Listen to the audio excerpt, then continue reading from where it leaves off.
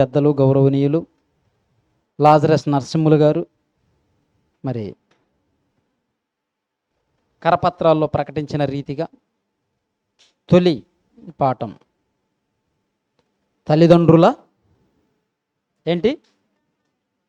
తల్లిదండ్రుల అలవాట్లే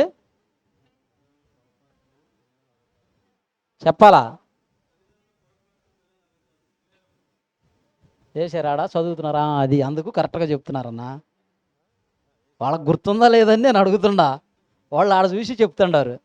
తల్లిదండ్రుల పొరపాట్లే పిల్లల అగచాట్ల మరి అనే అంశాన్ని మరి దైవజనులు లాజరస్ నరసింహులు గారు చెప్తూ ఉండగా అందరూ ఆసక్తిగా దేవుని వాక్యాన్ని వినవలసిందిగా కోరుచు మీ యొక్క మొబైల్స్ సైలెంట్లో పెట్టండి, లేదా స్విచ్ ఆఫ్ చేయండి, ఇబ్బంది లేదు. సైలెంట్లో పెట్టినా కొంతమంది ఊరుకోరు. దయ్యంగాడు వాళ్ళ దగ్గరికి వెళ్ళి పొడుస్తూనే ఉంటాడు, నువ్వు ఫోన్ చేయి, నీ ఫోన్ ఎత్తటం లేదు చూడు, ప్రేరేపిస్తూ ఉంటాడు, పొడుస్తూ ఉంటాడు. వాళ్ళు చేస్తూనే ఉంటారు. కనుక స్విచ్ ఆఫ్ చేయండి, వచ్చిన నష్టం ఏంటి లేదు. స్విచ్ ఆఫ్ చేసి చక్కగా దేవుని మాటలు వినండి. మరి ఈ సమయాన్ని దైవజనులు పెద్దలకు అప్పగిస్తూ ఉన్నాం. అందరూ శ్రద్ధగా వాక్యాన్ని వినవలసిందిగా కోరుచు కూర్చుంటారా?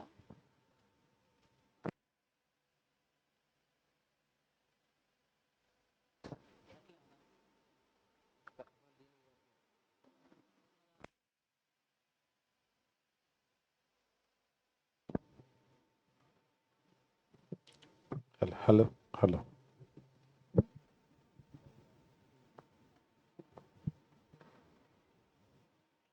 హలో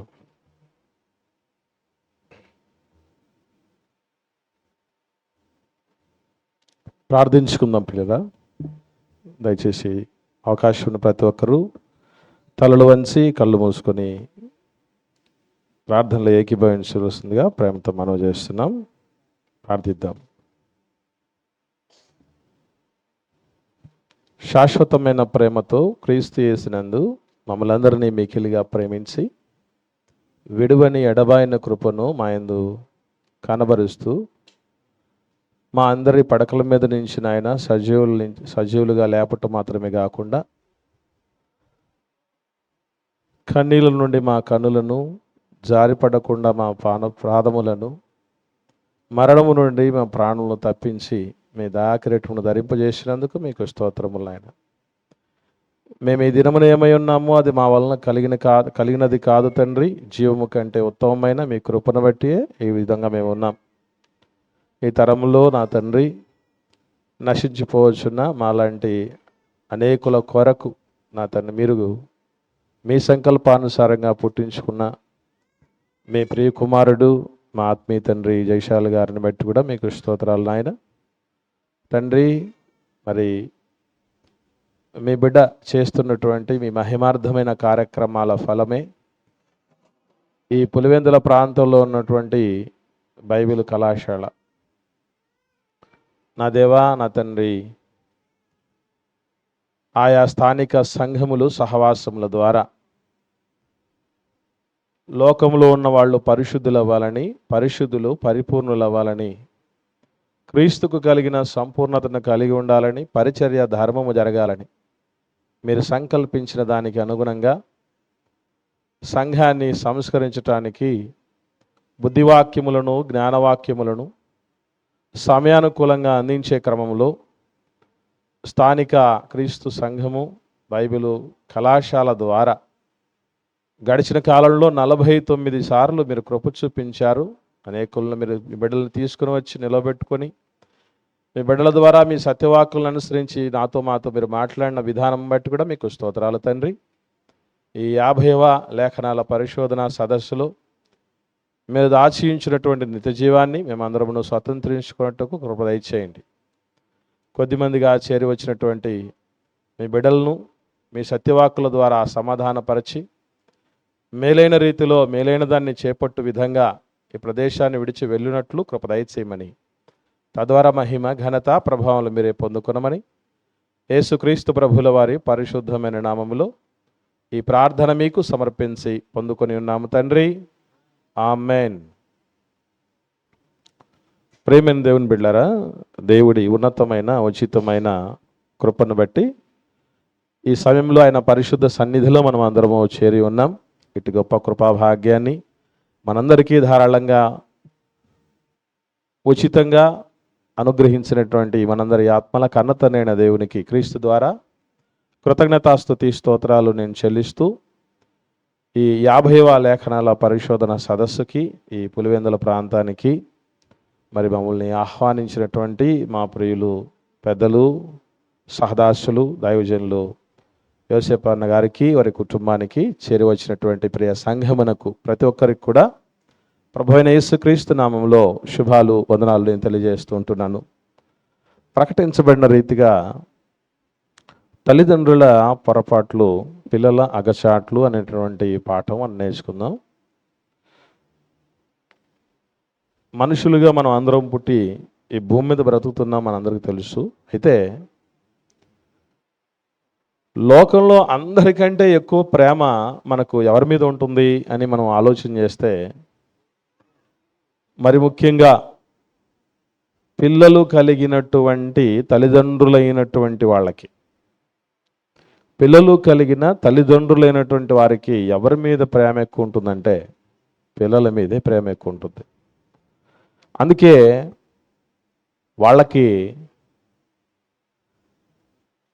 కోరిన తిండి పెడతాం, కోరిన చోట ఉంచుతాం. వాళ్ళు ప్రతి విషయంలో కంఫర్ట్గా ఉండాలి. ప్రతి తల్లిదండ్రులు ఏమని ఆశిస్తారంటే, మేము పడ్డ బాధలు, మేము పడ్డ కష్టాలు మా పిల్లలు పడకూడదు అని అనుకుంటారు. మంచి చదువులు, డబ్బులు ఖర్చు ఎక్కువైనా పర్లేదు, మంచి చదువులు చదివిస్తాం, మంచి బట్టలు వేస్తాం, బాగా అలంకరిస్తాం. బిడ్డల్ని చూసుకొని మనం మురిసిపోతాం. పిల్లల కోసం ఏది చెయ్యాలన్నా మిగతా వాళ్ళ కోసం చేస్తున్నప్పుడు ఒక రకమైన కాన్సన్ట్రేషన్ మనకు ఉంటుంది. పిల్లల కోసం చేసేటప్పుడు మనకు మరో రకమైన కాన్సన్ట్రేషన్ ఉంటుంది. మరి ముఖ్యంగా చంటి బిడ్డలు ఉన్నారనుకోండి, ఏదన్నా తాపాలి, ఏదైనా తినిపించాలి అనుకోండి, ఏదన్నా ధరింప చేయాలి, పిల్లలకు బట్టలు వేయాలనుకోండి, ఎట్లా వేస్తారు? చాలా జాగ్రత్తగా వేస్తారు. దానికి తాలూకు ప్రిపేర్ చేసేటప్పుడు, తిండి తయారు చేసేటప్పుడు 1కి 2, 3 సార్లు ఆ పాత్రలను కడుగుతాం, చేతులు కడుక్కుంటాం. ఎత్తుకునేటప్పుడు కూడా మోస్ట్లీ కనీసం చేతులైనా కడుక్కొని ఎత్తుకుంటాం. ముద్దాడే ముందు మొహం కడుక్కొని ఉంటాం. అంటే పిల్లల కోసం చేసేటప్పుడు ఏదైనా పొరపాటు జరగకూడదు అనుకునే మనస్తత్వం కదా మనది. మరి పాఠం ఏంది ఎలా ఉంది? తల్లిదండ్రుల పొరపాట్లు. అంటే ఇంతకు పొరపాటుగా టైటిల్ ఇచ్చారా? తల్లిదండ్రులు, నేను అడుగుతున్నాను, మీరు చెప్పండి, మీకు ఏవైనా ఒక్కసారైనా మేము పిల్లల విషయంలో పొరపాటు చేస్తున్నాం ఒకసారి అనిపించింది ఎవరికన్నా? పేరెంట్స్ని అడుగుతున్నాను, తండ్రులు తల్లులు ఉన్నారు కదా, మేము పొరపాట్లు చేసామండి పిల్లల విషయంలో అన్నటువంటి వాళ్ళు మీకు ఎప్పుడైనా అనిపించిందా? చెప్పండి. ఒకరిద్దరు కనపడతారు, మిగతా వాళ్ళకి ఏమనిపిస్తుంది తెలుసా? నేను చెప్తాను వినండి.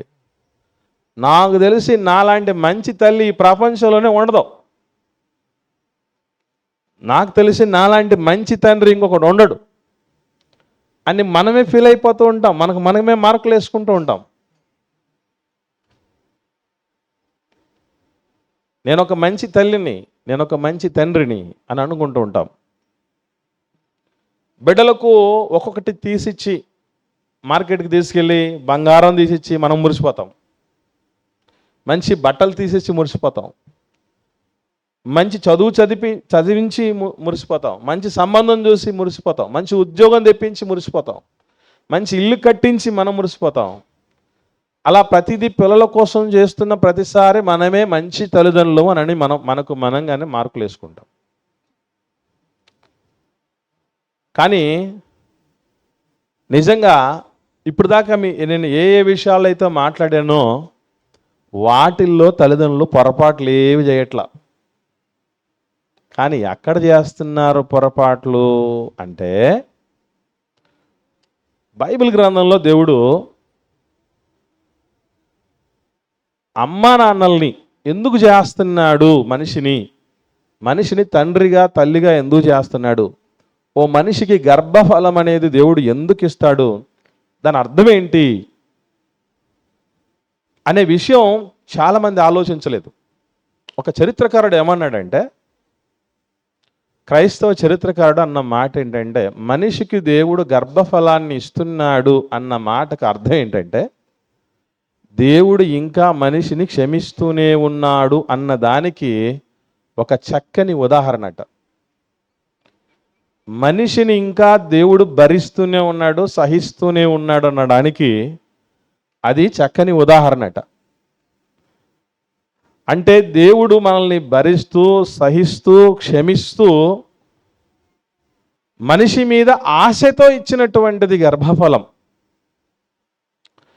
మీరు ఎప్పుడైనా ఆలోచించారో లేదో, మనిషి జీవితం ప్రారంభం నుండి ప్రమాదాలమయం. అందుకే పెద్దలు అన్నారు, దినదిన గండం 100 ఏళ్ళ ఆయుష్ అన్నారు. విన్నారా? దినదిన గండం 100 ఏళ్ళ ఆయుష్ అట మనిషి విషయంలో. ప్రతి చోట ప్రమాదాలతో మనిషి, కొంతమంది అమ్మ కడుపులో చచ్చిపోతారు, కొంతమంది బాల్యం పూర్తి కాకముందు చనిపోతారు, కొందరు చదువులు పూర్తి అవ్వకముందు చనిపోతారు, కొందరు వివాహం కాకముందు చనిపోతారు, కొందరు వివాహం అయిన తర్వాత పిల్లలు కలగకముందు చనిపోతారు, కొంతమంది వివాహమైన పిల్లలే లేక చచ్చిపోతారు. కానీ అలాంటి వాళ్ళందరితో పోల్చినప్పుడు మనం భాగ్యవంతులం. కొందరు అక్కడ ఇక్కడ అని లేకుండా త్వరపడి తిరిగి విసిగి వేసారిపోయి ప్రార్థనలు, ఉపవాస ప్రార్థనలు చేయించుకొని, గొలుసు ప్రార్థనలు లాంటివి చేయించుకొని, ప్రత్యేక కానుకలిచ్చి, ప్రత్యేక ప్రార్థనలు చేయించుకొని, హాస్పిటల్ చుట్టూ తిరిగి పలానా చోటకి వెళ్ళి చెట్టుకు కడితే, ఉయ్యాల కడితే పిల్లలు పుడతారట అంటే, పలానా చోట పసరు పోస్తారట అంటే, తిరిగిన చోట తిరగకుండా పిల్లల్ని తెచ్చుకున్న వాళ్ళు, పొందుకున్న వాళ్ళు ఉన్నారు. అట్లాంటి వాళ్ళతో పోలిస్తే ఇట్లాంటి ఏవి చేయకుండానే, అస్సలు మనం అనుకోకుండానే మనకు ఎవరు వచ్చారు? పిల్లలు వచ్చారు. నిజముగా మనం ఎంత భాగ్యవంతులం. ఒక మాటలో చెప్పాలంటే, కొందరికి విచిత్రంగా అందరూ మగపిల్లలే పుడతారు, కొందరికి అందరూ ఆడపిల్లలే పుడతారు. మా స్కూల్లో, నేను స్కూల్ టీచర్నండి, టీచర్ కమ్ ప్రీచర్ని. మా పాఠశాలలో ఒక ఆయనకి ఇప్పటి తరంలో, పెద్దల తరంలోనంటే వాళ్ళ లెక్క ఎట్లుండేది, పిల్లల లెక్క, మా నాన్నగారికి 6 మంది మేము. వాళ్ళ తరాల్లో పరిస్థితులు ఎట్లా ఉండేయంటే, డజన్లు, అర డజన్లే. ఏంటి, అరటిపండ్లు కాదు, పిల్లలు. ఇప్పుడు ఒకరు లేదంటే ఇద్దరు, ముగ్గురు అంటే ముగ్గురా అంటాం మనం. ఒక ఆయన 9 మంది పిల్లలు కన్నాడు.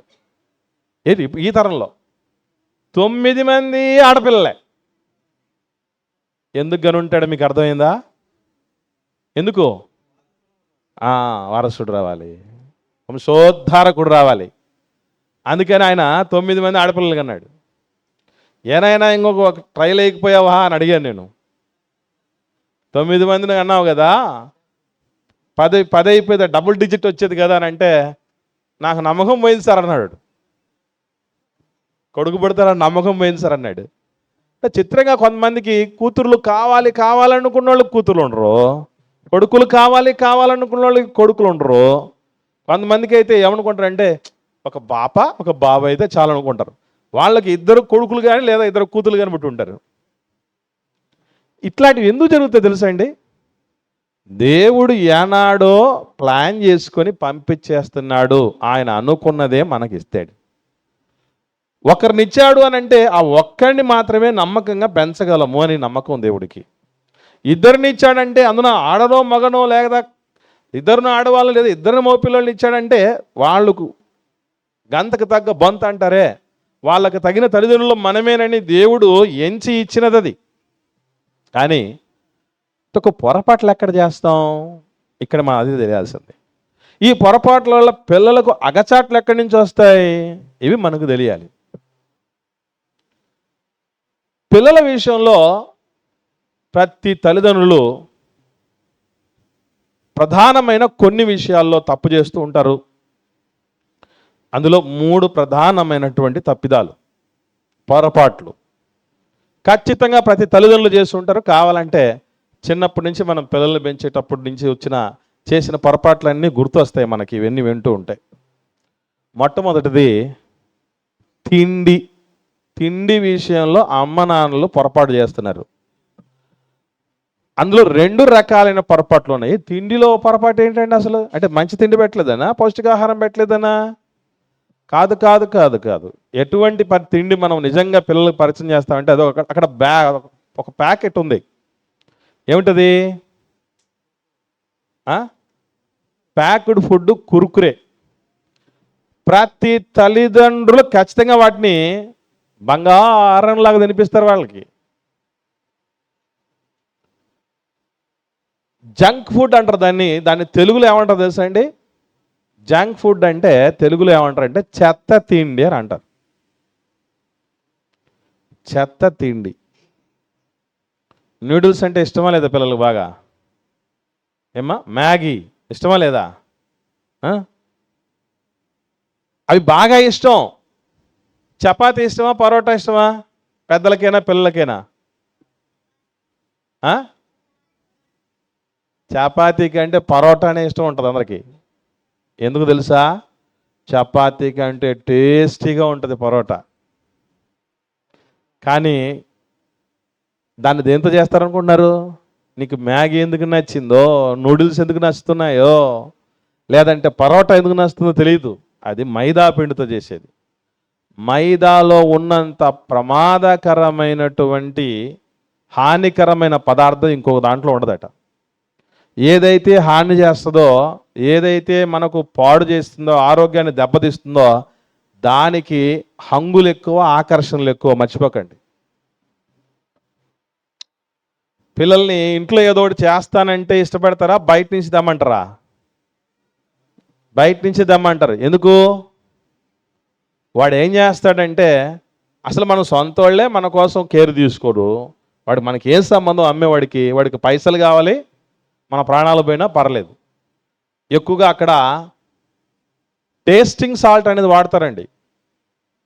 ఇది మనం ఉప్పు తక్కువ చేసినా, లేదంటే కారం తక్కువ చేసినా, పులుపు ఏది ఎక్కువ తక్కువ చేసినా అన్నిటినీ కూడా కనబడనీయకుండా చేసేది కాస్తంత టేస్టింగ్ సాల్ట్.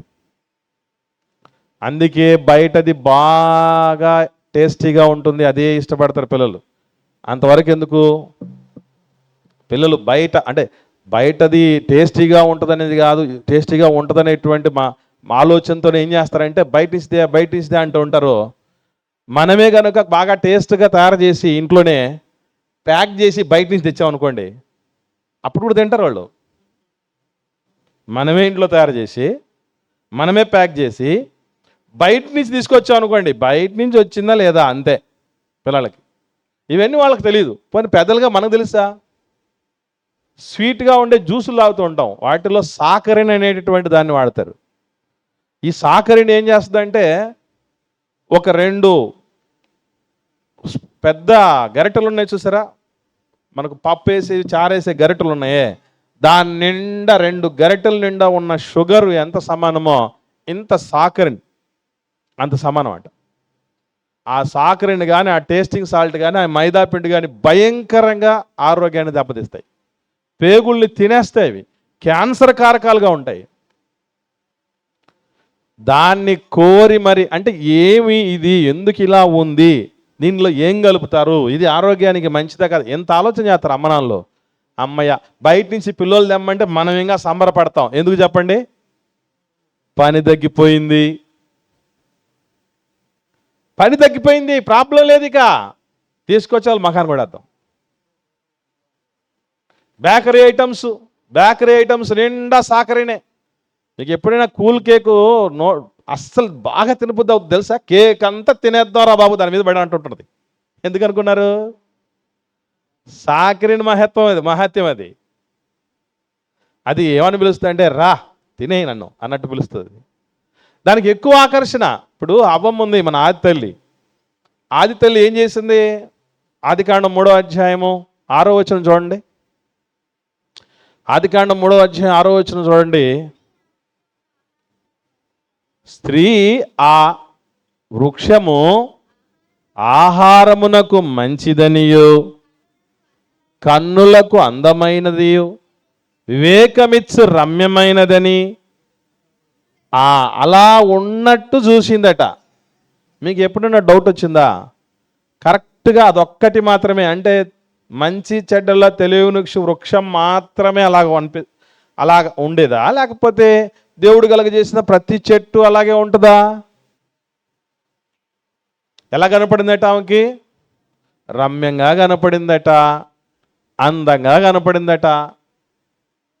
మీకు విషయం తెలుసో తెలీదో, మార్కెట్లో కూడా ఈ జంక్ ఫుడ్లని ఎట్లా వేలాడదీస్తారండి? మనకు అప్పుడప్పుడు చూసారా? చికెన్ లెగ్ పీసులు, ఫహాములు ఇవన్నీ అక్కడ హ్యాంగ్ చేసి దాన్ని చూడగానే ఏమనిపిస్తుంది? పట్టుబట్టాలనిపించదా?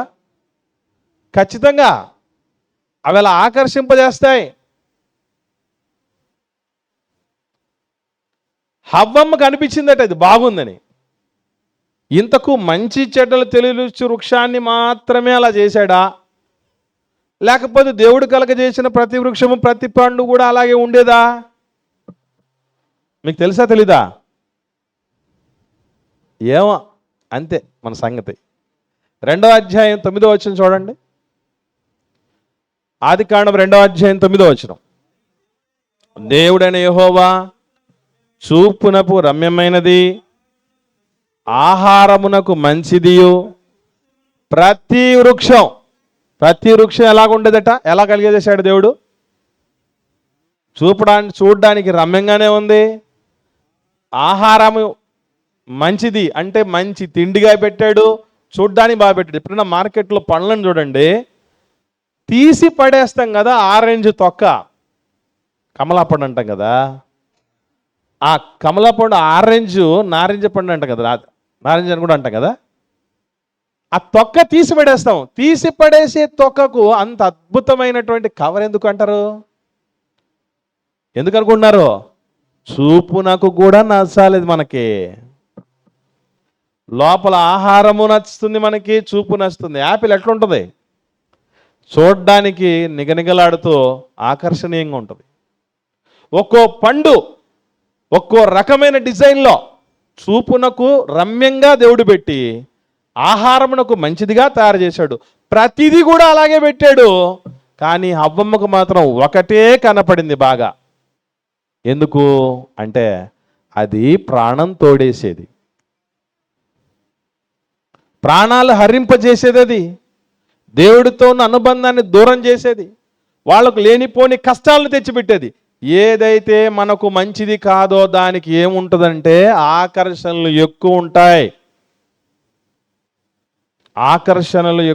మర్చిపోకండి. కాబట్టి చెడ్డవే ఎక్కువగా బాగా ఆకర్షిస్తాయి పిల్లలకి. అడిగినంత మాత్రం చేత అలాంటివి తీసేయటం వల్ల ఎంత ప్రమాదం అనుకుంటున్నారు? దేవుడు ఏనాడో చెప్పాడు, ఆహారం అనేది ఉంది, ఆహారము కానిది ఉంది. మళ్ళీ చెప్తున్నాను. యెషయా గ్రంథం 55వ అధ్యాయము 2వ వచనం చూడండి.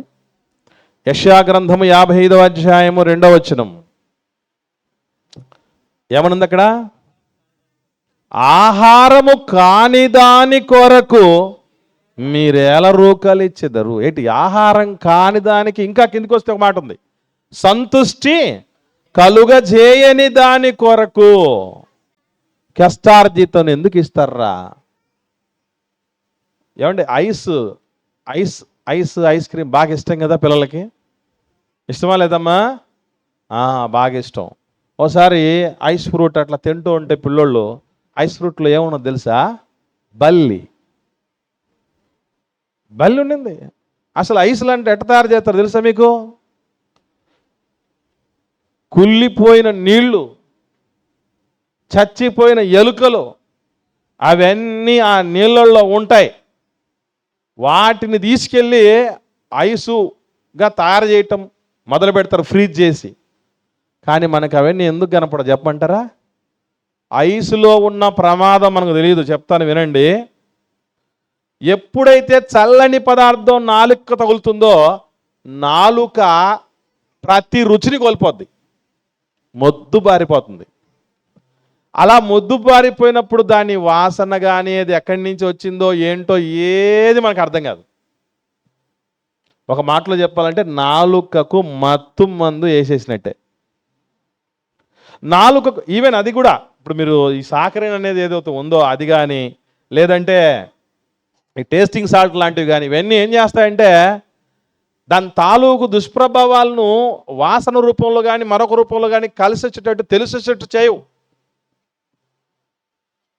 ఈజీగా వాటికి అడిక్ట్ అయ్యేటట్టు చేస్తాయి. అందుకే ఐస్ క్రీము తింటున్నప్పుడు చల్లగా ఉంటుంది, బాగా కూలింగ్ ఉంటుంది. అది ఆ కూలింగ్తో ఏమైపోతుందంటే నాలుక చచ్చిపడిపోతుంది. చచ్చిపడిపోయినప్పుడే మనకేం అర్థం కాదు, అలాగ లోపలికి జారిపోతుంది. అంటే ఎన్ని పురుగులు తిన్నామో, ఎన్ని చచ్చిపోయిన ఎలకలు తిన్నామో, ఎన్ని చచ్చిపోయిన బల్లులు తిన్నామో, ఇష్టపడి నాకి తినేశారు.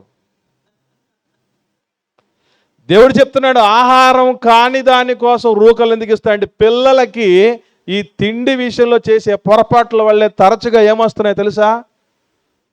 రోగాలు వచ్చేస్తున్నాయి. కడుపులకు పిల్లలకు ఆపరేషన్ చేస్తున్నారు. కడుపు నొప్పి అని నిత్యము ఇబ్బంది పడుతున్నారు పిల్లలు. ఎంతమంది పిల్లలు మన పిల్లలు మనం చూడలేదు. వాళ్ళు ఎవరు చేశారు అలాగ అలవాటు? వాళ్ళకై వాళ్ళు నేర్చుకోరండి. అరిస్టాటిల్ అంటాడు, పిల్లల మనసు ట్యాబులా రస అంటాడు. అంటే వాళ్ళ భాషలో ట్యాబులర్ రస అంటే ఏంటి అర్థం అంటే ఏమీ రాయబడని నల్లబల్లట.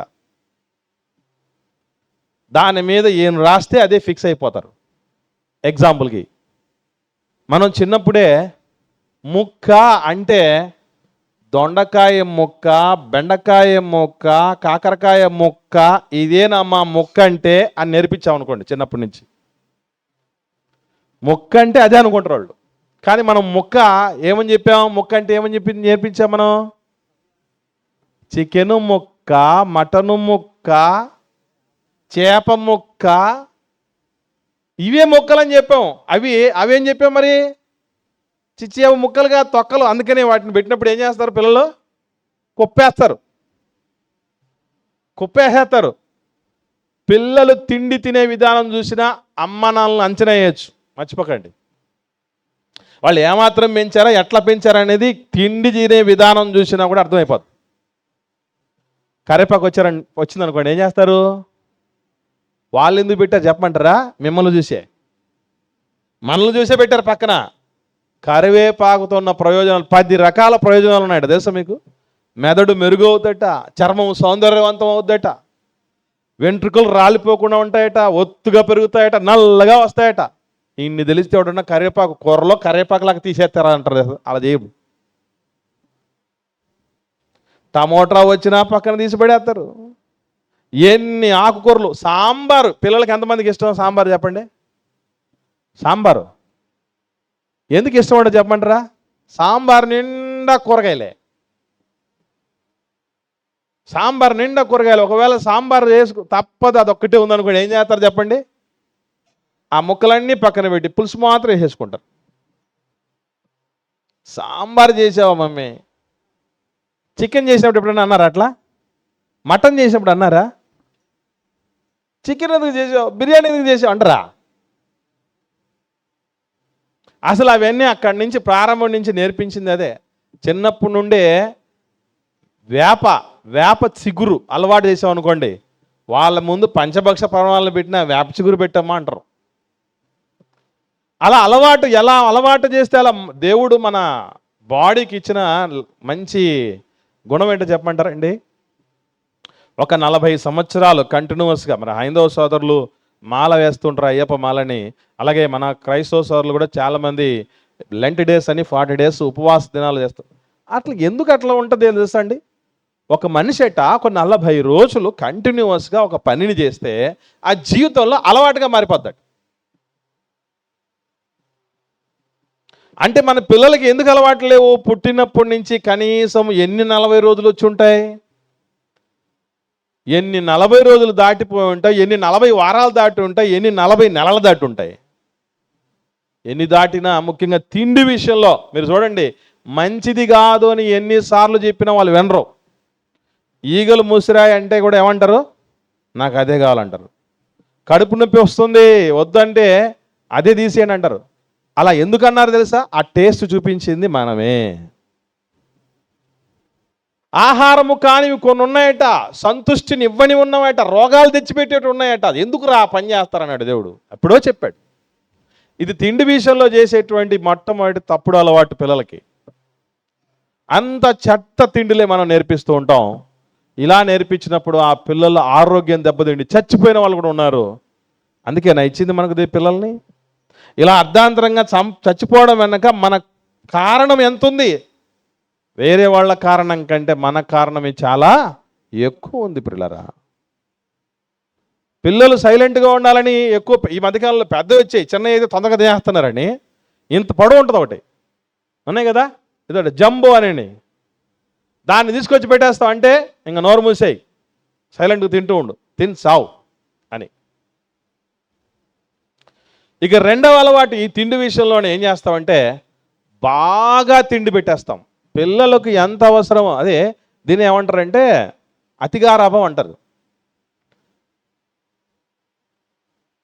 ఎక్స్ట్రా ప్యాంపరింగ్ అంటారు. ఈ ప్యాంపరింగ్, ఈ గారాభం అనేటటువంటిది ఎంత ప్రమాదకరమైందంటే, ఒకసారి ఒక వీడియో చూశాను నేను. మాస్టర్ కొట్టాడని నాన్న పిల్లోడిని తీసుకొని మాస్టర్ దగ్గరికి పోతున్నాడు. ఏం సార్, మేమే కొట్టాం మా పిల్లల్ని, కష్టపడి కానీ పెంచి అన్ని రకాల ఖర్చులు పెట్టుకొని ఎన్ని చేసుకుంటూ ఉంటే నువ్వెందుకు కొడతావు మాస్టారు? ఇంకొకసారి కనుక ఇలా జరిగింది అనుకో, పోలీస్ స్టేషన్లో నీకు రిపోర్ట్ చేస్తాను, ఏమనుకున్నాను ఉద్యోగం ఊరిపోయి ఇంట్లో కూర్చుంటావు అని చెప్పేసి ఉంటే ఓ పెద్ద అని వచ్చాడట అక్కడికి. ఏమైనా విషయం అంటే, మా పిల్లోడిని కొట్టాడు మాస్టారు, నేనే కొట్టను, ఈ మాస్టర్ కొడుతున్నాడు అని అంటే, అప్పుడు అంటాడు మాస్టర్తో ఆ పెద్ద ఆయన ఏమనంటే, అవునయ్యా ఆ పిల్లోడి గురించి నీకెందుకు?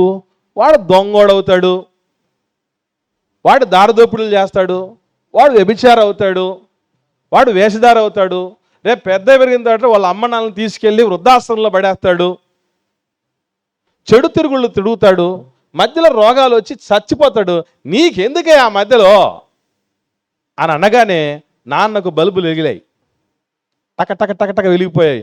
సార్ సార్ సార్ పొరపాటు అయిపోయింది సార్, మేము మా వాడిని ఏమైనా ప్రయోగించకుండా చేశారంటాడు. అట్లా అతిగారాభం చేసే క్రమంలో ఏం చేస్తున్నారంటే, వాళ్ళ కడుపు ఎంత ఉంది, మనం ఎంత పెట్టాలి, ఏది పెట్టాలి ఏం ఆలోచన చేయం. ఏం చేస్తాం? తిను తిను తిను మొత్తం అంతా తోసేయటమేక. దీనివల్ల ఏమవుతుందో తెలుసా? ఇలా ఎక్కువగా తిండికి మనం అలవాటు చేయించటం వల్ల పిల్లలు ఏమైపోతారు తెలియదు మనకి. ఒకసారి చూడండి, ద్వితీయోపదేశకాండం 21వ అధ్యాయం 18వ వచనం నుండి చూద్దాం. ద్వితీయోపదేశకాండం 21వ అధ్యాయము 18వ వచనం నుండి. అక్కడ ఒక సందర్భం జరిగింది. ఒకని కుమారుడు మొండోడై, ఏమండి ఇప్పుడు నేను అడుగుతున్నాను, ఇక్కడ చాలామంది కుమారులు ఉన్న వాళ్ళు ఉన్నారు కదా, ఏ రోజైనా మన కుమారుడి విషయంలో ఇది నాకు అనిపించలేదు అన్న వాళ్ళు ఎంతమంది ఉన్నారు? ఒకని కుమారుడు మొండోడై, తిరగబడి. మన పిల్లల్లో తిరగబాటు చేసేవాళ్ళు మొండోళ్ళు లేరా? చెప్పండి. స్కూల్లో పేరెంట్స్ వచ్చి మా దగ్గర చేస్తే ప్రతి కంప్లైంట్ ఏంటంటే, సార్ మాట వినరు. మొండోళ్ళు అంటే అర్థం, మాట వినరు, వాళ్ళ మాటే వినాలి మనం అన్నట్టు ఉంటారు. ఉన్న పిల్లలు అంటే అలాంటి వాళ్ళే కదా. నిజంగానండి, మనం పిల్లల్ని కరెక్ట్గా పెంచామంటే ఒక్కటే గుర్తుపెట్టుకోండి, మనం పొరపాటు చేయకుండా పిల్లల్ని పెంచుతున్నాం అన్నదానికి ఒకటి కొలమానం, మనం ఏది చెబితే అది చేయాలండి పిల్లోళ్ళు. అట్లా ఇక్కడ ఉన్న వాళ్ళు ఎంతమంది పెంచుంటారు? నాకు తెలిసి ఒక్కరు కూడా పెంచి ఉండరు. మనం ఏది చెబితే అది వినరు మన పిల్లలు, ఏది చెప్పినా వినరు.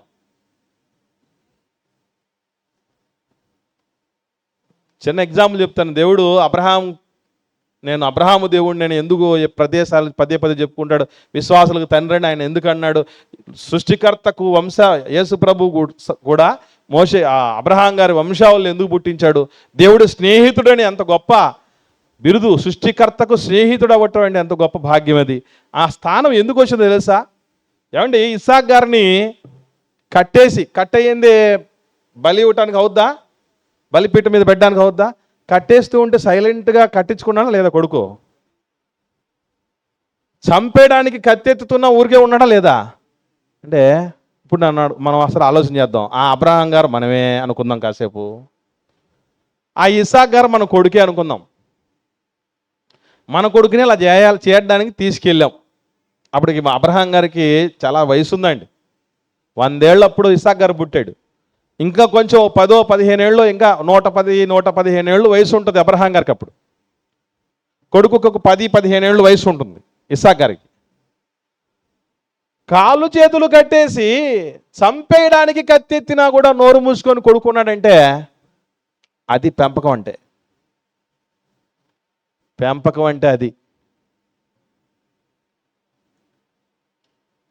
మన పిల్లల్ని ఒక పని చెప్పామనుకోండి, ఎట్లా ఉంటుంది తెలుసా? ఎవరో అన్నాడట, ఒరే ఆకులు ఎత్తురా, తిన్న ఆకులు ఎత్తురా అంటే, తిన్నోళ్ళు ఎంతమంది అని అడిగాడట. పుట్లు ఎత్తరా అంటే పురాణాలు ఎత్తేవాళ్ళు చాలామంది ఉంటారు. చూసి రమ్మంటే అది కాల్చి వచ్చేవాళ్ళు ఉంటారు, కపిరాజులు. ఎంతోమంది పిల్లల్ని మనం అట్లాగే తయారు చేసాం. చూడండి, ఇస్సాక్ గారిని పెంచినట్టు పెంచాలి. కొడుకుని నెత్తి మీద కట్టెల మోపు పెట్టి కొండ మీదకి ఎక్కి తీసుకెళ్ళిపోతూ ఉంటే, 2 మనుషులు తీసుకొచ్చావు కదా నాన్న, పనోళ్ళు తీసుకొచ్చావు కదా, నా చేత మోయిస్తున్నావు, నువ్వు రాజు నేను యువరాజుని అని ఏ రోజు మాట్లాడలే. మనం పని చెప్పండి మన పిల్లలకి, ఎక్కలేని విసుగు వస్తుంది ఆ పిల్లలకి. ఎవరు తెప్పించారు ఆ విసుగు? మనమే. కష్టే ఫలి కష్టపడింది లేదు, నో స్వీట్ వితౌట్ స్వెట్ అనే సామెత ఉంది లోకంలో. స్వెట్ అంటే చెమట వచ్చటం, స్వీట్ అంటే తీయని భవిష్యత్తు రావాలంటే మనం కష్టపడింది ఈ స్థితికి వస్తాం. మన పిల్లలకు మంచి కష్టం పడాలన్నటువంటి రీతిగా మనం నేర్పించవే. చూడండి, ఒకని కుమారుడు ఏమవుతాడట, మొండివాడై తిరగబడి తండ్రి మాట కానీ తల్లి మాట కానీ వినక ఉండి. అంటే వీళ్ళు నిజంగా ఒక మాట చెప్పాలంటే ముందు నుంచి మంచిగా పెంచుతున్న తల్లిదండ్రులు. మనలాంటి వాళ్ళు కాదు వీళ్ళు, మనలాంటి చెడ్డోళ్ళు కాదు, మనలాగా పొరపాటు చేసేవాళ్ళు కాదు వీళ్ళు. ముందు నుంచే బాగా పెంచిన వాళ్ళే. ముందు నుంచే బాగా పెంచినటువంటి పరిస్థితి ఉన్నా మధ్యలో తిరుగుబాటు చేస్తూ ఉంటే అసలు ముందు నుంచే మనం సరిగా పెంచాం. కానీ మన పిల్లలు మాత్రం గొప్ప వాళ్ళు అవ్వాలనుకుంటాం, గొప్ప భక్తులు అవ్వాలనుకుంటాం, మనల్ని బాగా చూసుకోవాలనుకుంటాం, దేవుడు అంటే భయంతో బతకాలనుకుంటాం. ఇది ఎక్కడ సాధ్యం అవుద్దండి? ఇది ఎక్కడ నేల విడిచి సాము చేయటం సాధ్యం అవుద్దా? నేల విడిచి సాము చేసినట్టు అవుతుంది ఇదంతా. చూడండి, చెప్పినా వినకపోతే ఇంతకీడు ఎందుకు తిరుగుబాటు చేశాడో కిందికి ఉంది మాట. వారు అతన్ని శిక్షించారు కూడా, శిక్షించిన తర్వాత కూడా అతడు వారికి విధేయుడు కాకపోతే ఆ తల్లిదండ్రులు ఏం చేయాలట? అతన్ని పట్టుకొని ఊరి గవని వద్దకు వచ్చి పెద్దల దగ్గరికి, అప్పుడు పెద్దలు ఇప్పుడైతే ఎక్కడ తీసుకురావాలి తెలుసా? పోలీస్ స్టేషన్కా? ఎక్కడికి మరి? కానిస్టేబుల్ గారు చెప్తున్నారు పోలీస్ స్టేషన్ తీసుకెళ్ళాలని.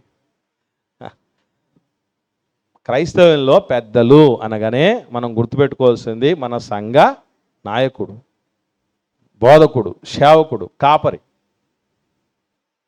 ఆయనకు మించిన పెద్దలు ఎవరు లేరు ఇక్కడ. మన ఇంట్లో మన నాన్నకంటే మించిన పెద్దోడు ఎవడు ఉన్నాడు చెప్పండి? సంఘంలో నాన్న పాత్ర సంఘ బోధకుడిది.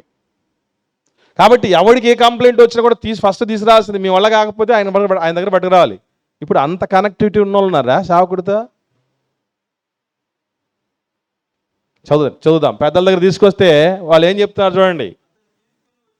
తీసుకుని వచ్చి, నా కుమారుడైన వీడు మొండివాడై తిరగబడి ఉన్నాడు, మా మాట వినడం లేదు, తిండిపోతూ తాగుబోతు అయి ఉన్నాడు. అంటే మనోడు ఎక్కువగా తిరుగుబాటు ఎదుపుడు చేస్తాడంటే చెప్పండి, మీరు చెప్పండి. ఇప్పుడు తిండిపోతులు తిరుగుబాటు చేయుదురు. అర్థమవుతుంది మీకు? కడుపు మారుస్తుంది. ఎప్పుడైనా నేను అడుగుతున్నాను, మీరు చెప్పండి, ఇప్పుడు దాకా పిల్లలు కలిగిన తల్లిదండ్రులు ఎంతమంది కడుపు మార్చాడు పిల్లలకి? ఎన్ని పూటలు మార్చుంటారు? సరే, నేను ఒక లెక్క చెప్తా. ఒక 10 పూటలు మా పిల్లలకి తిండి పెట్టకుండా, తిండి పెట్టకుండా కడుపు కాల్చాం మేము అన్నోళ్ళు ఎంతమంది ఉన్నారు? ఒకసారి చేతులు ఎత్తండి. 10 పూటలు, 5 పూటలు పోని. అయ్యో, మన కడుపు కాల్చుకొనైనా సరే వాళ్ళ కడుపు నింపుతాం కదా మనం. ఇట్ట నింపే క్రమంలో, ప్రేమ కురిపించే క్రమంలో అతి చేసాం అనుకోండి, అతి అన్నింట అనర్థదాయకం అట. అతి అన్నింట అనర్థదాయకం. ఈరోజు చాలామంది తెల్లారు లేస్తేనే గ్రౌండ్ల చుట్టూ పరుగులు తీసి చస్తున్నారు, జిమ్ములకి వెళ్తున్నారు. తిండి తినడం అలవాటైనటువంటి వాళ్ళు తిండి మానేసుకోవడం కష్టమైపోతుంది. తినకూడని ఎప్పుడూ జీవితంలో తినేవి తింటున్నారు, ఎప్పుడూ తినడం మానేస్తున్నారు. ఇన్ని రకాలైన బాధలు ఎందుకు వచ్చింది? మధ్యప్రదేశ్ పెరిగింది, అందుకే వచ్చింది ఈ సమస్య. ఆ పిల్లలకి ఎప్పుడైతే ఇది ఎక్కువ చేస్తూ ఉంటామో వాళ్ళు తిరుగుబాటు చేస్తారట. బైబిల్ చెప్పిన సత్యం ఇది. మొండోళ్ళు అవుతారట. అందుకే ఎప్పుడైనా సంఘంలో ఉపవాస ప్రార్థన లాంటివి చేస్తే అటెండ్ అవ్వాలి. మనకు బాగా దేవుడి మాటలు తెలిసిపోయి, బాగా సత్యం తెలిసిపోయింది అనుకోండి, ఏం చేస్తామంటే, ఉపవాసం ఏట్రా చేసేది, బాగా తిను, బాగా పని చేయి. ఇదే విన్నాం ఇప్పుడు దాకా మనం. నానానికి ఒకవైపే అది. మరి యేసుప్రభువే చేశాడే, రోల్ మోడల్ కదా మనకి. 40 రోజులు ఉపవాసం చేశారు. ప్రారంభ సంఘం చేయలేదా? అపొస్తలుల కార్యం 13వ అధ్యాయంలో వాళ్ళు ఉపవాసం ఉండి పంపించేశారట పౌలు బర్నబాని. ఇదంతా ఏంటి మరి? తరచూ ఉపవాసాలతో జాగరణలతో ఉన్నాడన్నాడు పౌలు గారు. ఆయనంటే బుద్ధి లేనాడు అంటారా? ఆయనంటే తెలియలేనాడు అంటారా?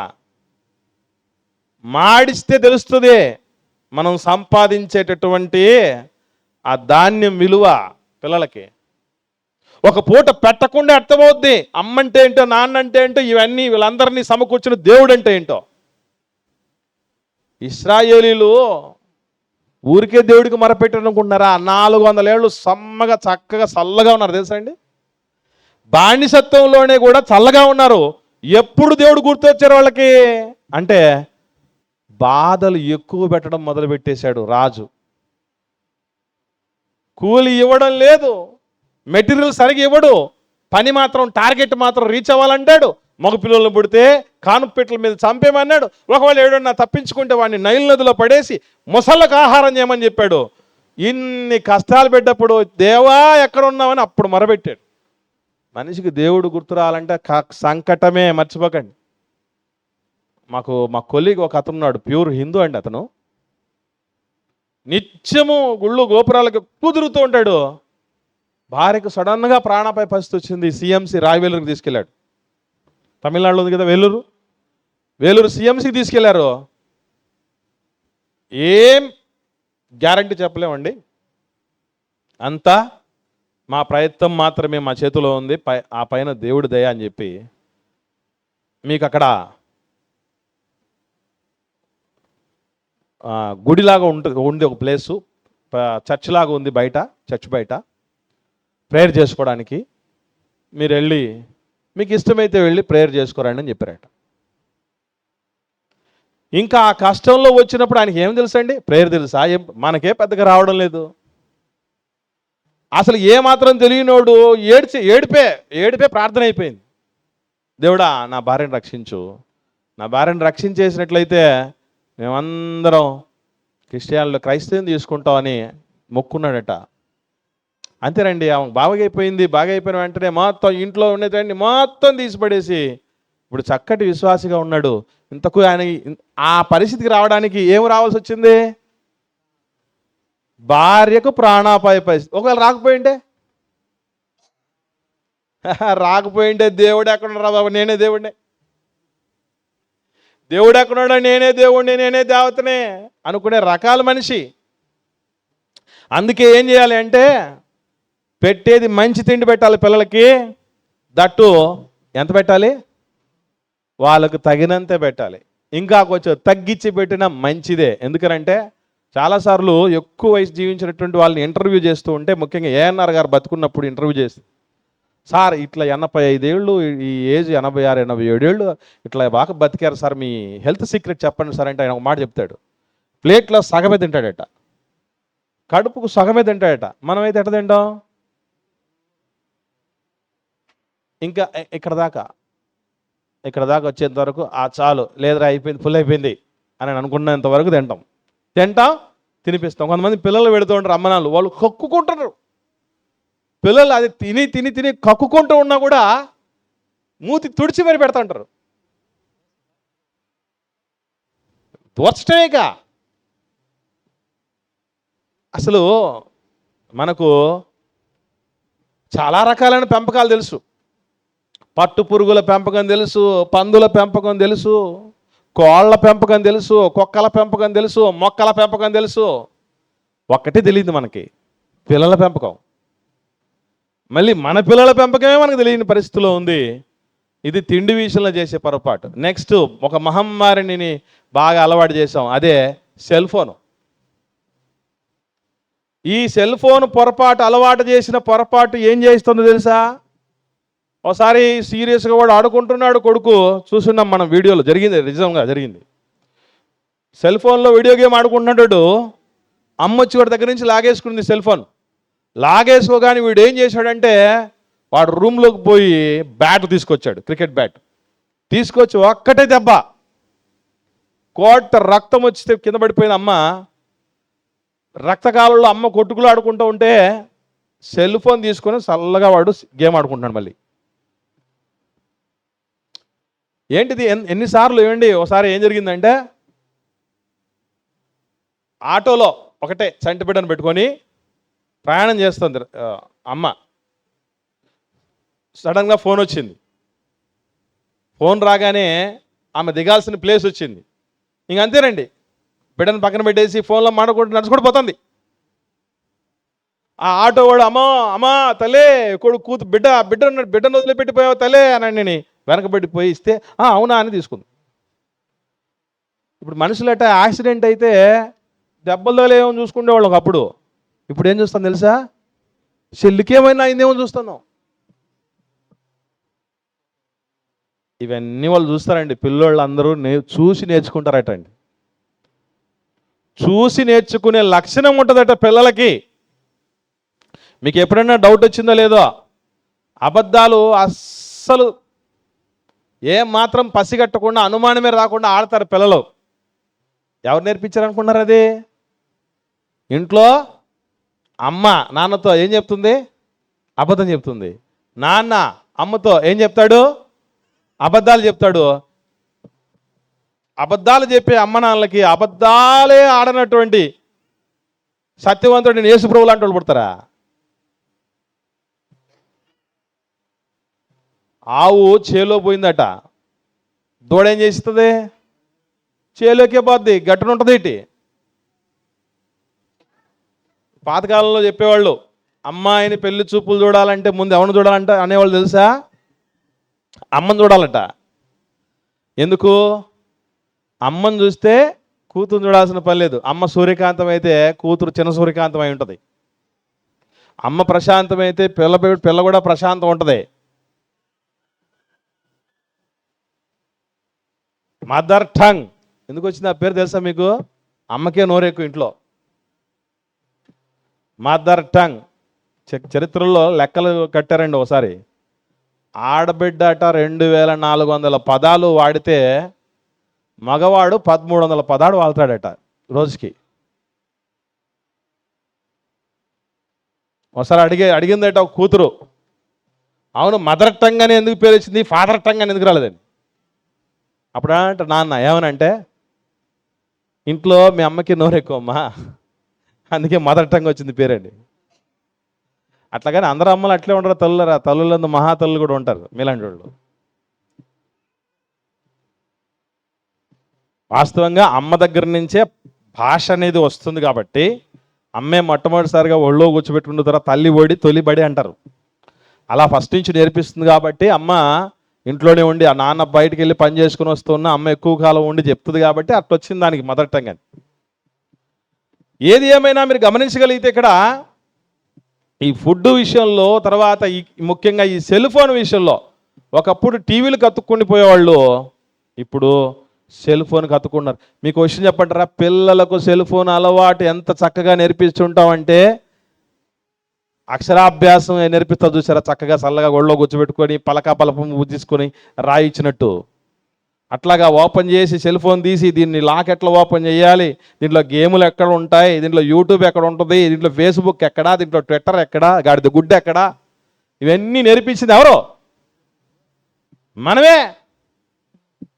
శుభ్రంగా కూర్చోబెట్టుకొని అన్నీ నేర్పించి అయిపోయిన తర్వాత ఇంక వాళ్ళ ప్రతాపం ఎట్టుంటుంది తెలుసా అండి, నేర్చుకోవడంలో అందరికంటే ముందు ఉంటారు పిల్లలు, మర్చిపోకండి. అందుకే సెల్ ఫోన్లో ఉన్న ఫీచర్స్ మన పిల్లలకి ఎక్కువ తెలిసి ఉంటాయి, మనకి ఎక్కువ తెలిసి ఉంటాయా? పిల్లలకే తెలిసి ఉంటాయి. ఒకసారి డాడీ దీన్ని ఇట్లా కాదు డాడీ, ఇట్లా చూడు డాడీ అని మా పెద్దది చెప్పింది మా అమ్మాయి. దీనికెట్ట తెలిసింది అనిపించింది నాకు తెలియంది ఈమెకి ఎట్ట తెలిసింది అనే డౌట్లు చాలా చాలా చెప్పడం జరిగింది ఆ సెల్ ఫోన్ల నుంచి. ఎందుకు అని అంటే, ఒక్కసారి సెంటీమీటర్ స్థలం ఇస్తే కిలోమీటర్ దూసిపోయే రకాలంటారు కదా, పిల్లలంతే. దాన్ని అలవాటు చేయించేసి ఈరోజు ఏమని బాధపడుతున్నాం అని అంటే, సెల్లే ఇవ్వరండి. ఒకసారి డెలివరీ అయింటే సంఘ సభ్యులు మేము హాస్పిటల్కి వెళ్ళి ప్రేయర్ చేయడానికి వెళ్ళాం. బాబు పుట్టాడు, వాళ్ళ అక్క ఉంది అక్కడ హాస్పిటల్లో, అమ్మ నాన్నలతో పాటు అక్క కూడా ఉంది, పాప. దానికి 3 ఏళ్ళు. సెల్లు సీరియస్గా చూసుకుంటుంది. ఇక్కడ కొంతమంది చూశాను పిల్లలు, నేను ఇక్కడికి వచ్చినప్పుడు కూడా సెల్లు సీరియస్గా చూసుకుంటున్నారు. సెల్లు సీరియస్గా చూసుకుంటున్నారు. 18 ఏళ్ళు లోపు ఉన్నటువంటి పిల్లలకి ఆ స్క్రీన్ ఎంత ప్రమాదం అంటే అంత ప్రమాదం అటండి. తొందరగా ఈ మధ్యకాలంలో అందరికి చాలామంది పిల్లలకు సోడాబుడ్డి అద్దాలు వచ్చేస్తున్నాయి. దేనివల్ల? చదివి కాదు, అంబేద్కర్ గారిలాగా చదివి కాదు అట్ట వచ్చింది. సెల్లు చూసి టీవీ చూసి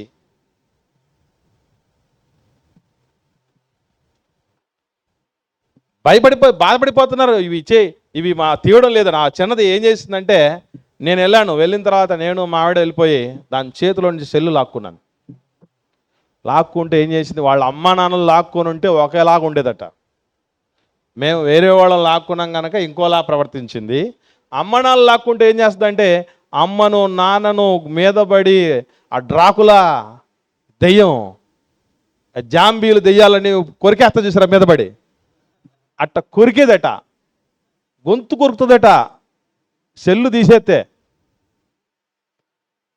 జుట్టు పట్టుకొని వంగు పెట్టి గుద్ది చంపేస్తుందట, సెల్లు తీసేసుకుంటామని.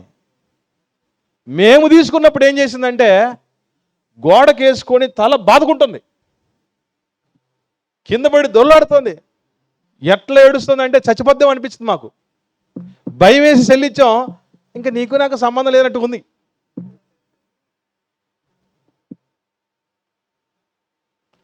ఇలాంటి అలవాటు చేయడానికి ముఖ్యమైన కారణం గుర్తుపెట్టుకోండి, పిల్లలకు జంక్ ఫుడ్ కానీ, అతి తిండి కానీ, లేదంటే మీకు మనం ఈ సెల్ ఫోన్ అలవాటు చేయటం కానీ, మరి ముఖ్యంగా స్కూల్ నుంచి ఇంటికి వచ్చారనుకోండి పిల్లలు, అప్పుడే వచ్చారా అనిపిస్తుందా లేదా మనకు?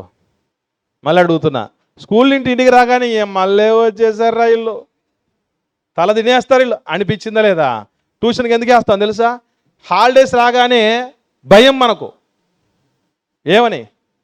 ఈ రాక్షసులను ఒకరోజు ఒక పూట భరించడమే కష్టం, 50 రోజులు సెలవులా. అందుకే ఏం చేస్తారు, అమ్మగారింటికి తీసుకెళ్ళిపోతారు. అక్కడ ఎందుకు తెలుసా? అక్కడ ఆ ముసలోళ్ళని తోలుకుంటారు వాళ్ళు, మనం ఫ్రీ. ఆ ఫ్రెండ్స్తో వెళ్ళి ఆడుకుంటారు వాళ్ళు, మనం ఫ్రీ.